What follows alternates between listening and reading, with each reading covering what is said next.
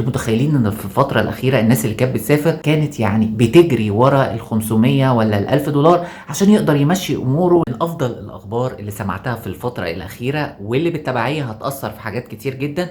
وبالمناسبة هسألكوا سؤال مهم جدا للي تابع الفيديو ده، هقوله لكم في آخر الفيديو.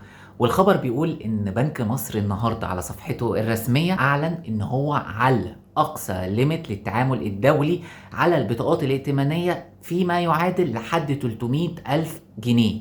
يعني ايه؟ يعني انت لو معاك بطاقه الوولد او الوولد اليت او السيجنيتشر، معاك حدود دوليه في حاله ابلاغ البنك ان انت مسافر او قدمت للبنك ما يفيد سفرك في خلال 90 يوم، بيعلي لك الليميت لحد 300 الف جنيه اللي هو في الفتره الحاليه ما يعادل حوالي 6000 دولار. وبرضو علّى الليميت للبطاقات البلاتينية لحد 180 ألف جنيه في حالة إبلاغ البنك بالسفر.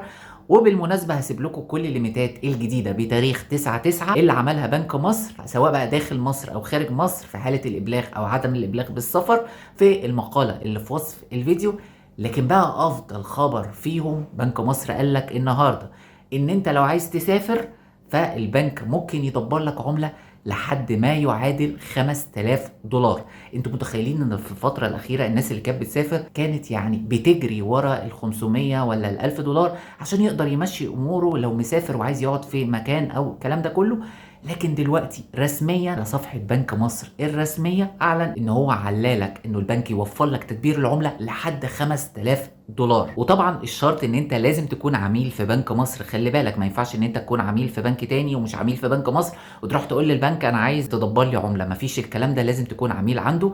وعلى فكره بنك الاهلي في خلال ايام برضه هيعلن نفس الموضوع ده. وبالتالي ما دام البنوك الحكوميه بدات، يبقى البنوك الخاصه كلها بالتبعيه هتبتدي تدبر لك عمله لو انت عميل فيها اكتر من الحد اللي كانت بتدبره لك، وهتبتدي الموضوع يشتغل. السؤال بقى هنا، هل انت تتوقع انه بعد الاخبار دي الليميت الدولي هيتفتح لبطاقات الخصم المباشر مسبقه الدفع قريبا ولا لا؟ شاركوني بقى بارائكم في الكومنتات وقولوا لي رايكم. ما تنسوش بقى تشوفوا المقاله اللي في وصف الفيديو اللي فيها ليميتات الكريدت كارد الجديده، وطبعا المصادر الرسميه من صفحه بنك مصر. اتمنى الخير والتوفيق للجميع. شكرا جدا يا جماعه لحسن استماعكم، والسلام عليكم ورحمه الله وبركاته.